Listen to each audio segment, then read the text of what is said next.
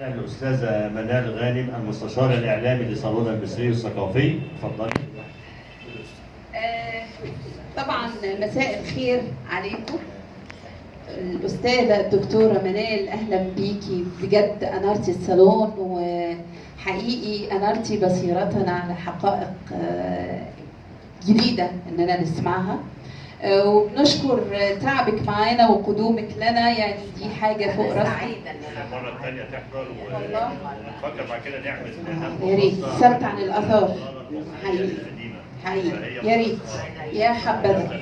حقيقي تحت امركم، بس نبقى نرتب الميعاد ان شاء الله باذن الرحمن ان شاء الله. بس بجد سعداء بقدومك، واهلا بالساده الشعراء الافاضل والفضليات اللي نورونا ونوروا صالون المصري الثقافي.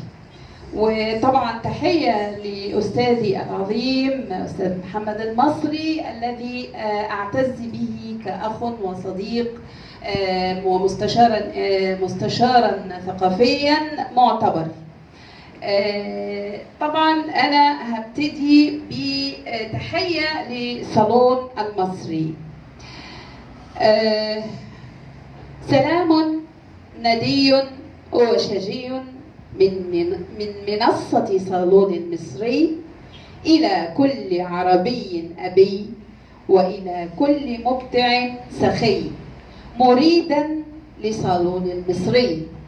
فماذا عسانا أن نفعل لنعبر عن امتناننا بحضور صالون المصري؟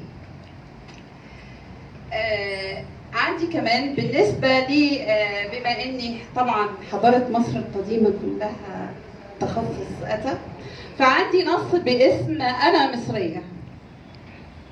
أنا المصرية التي تشع نورا كما تشع شمس النيل على جبال الأقصر. قلبي نحت من حجر الصوان الذي بنى به أجدادي المعابد. في عيوني تسكن أرواح إيزيس وحتشبسوت، وفي روحي يتردد صدى تضحيات إياح حتب وشجاعة نفرتيتي. أنا الملكة تي التي كانت عماد الحضارة وقلب الحكم، أسطورة حكمت بحكمة وقوة. وأنا نفرتيتي الجمال الذي يتحدى الزمن، والملكة التي أمسكت بزمام الحكم بحب ودهاء. وأخي حورس الذي يحرس الأرض ويزود عن حماها، عينه لا تغفل وسيفه لا يصدأ، يقف على أسوار الوطن، يمسك بيديه سيف الحق ليحمي عرض مصر وكرامتها. أنا المصرية التي أنا آسفة، محدش بيتصل عليا على الجزء ده. اتصلوا بيا النهارده وأنا بجد أوفر.